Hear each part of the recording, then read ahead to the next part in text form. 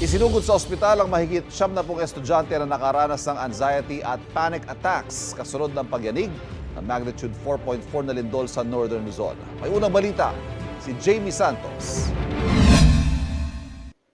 Niyanig ang mga paninda at nagpatay-sindi ang ilaw ng tindahang ito sa Barangay Palina, Pugo, La Union.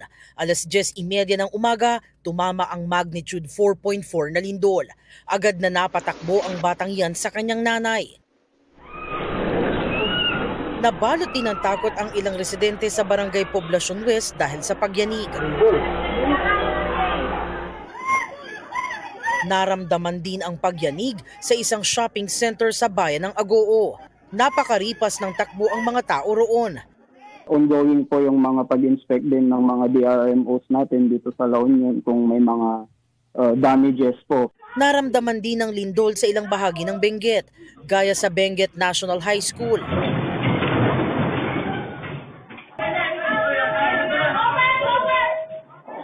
Sa Dominican Hill Mirador, Baguio City, nakuhanan ng pagbagsak ng ilang gamit sa loob ng isang bahay.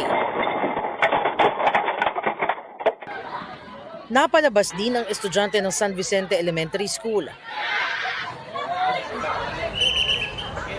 At Baguio City National High School.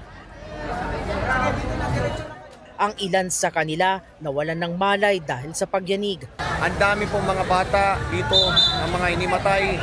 Ang bilang ko kay umabot na ng mga 20. May napansin ding malaking crack malapit sa entrance ng paaralan. Yan po yung bagong crack dito sa main entrance ng Baguio City High School. Kinailangang ilagay sa stretcher ang isang estudyante sa Luwakan Elementary School matapos siyang makaranas ng panic attack. Naramdaman din ang pagyanig sa St. Louis University at Baguio City Hall.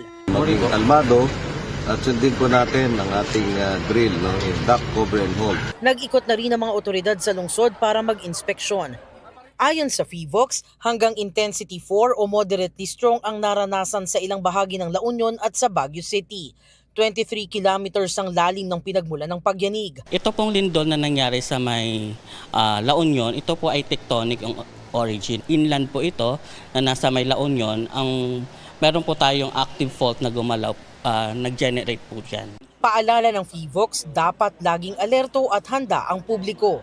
Mahalagang seryosohin ang mga earthquake drill tulad ng duck, cover and hold upang maprotektahan ang sarili oras na magkaroon ng malakas na lindol. Ito ang unang balita. Jamie Santos para sa GMA Integrated News.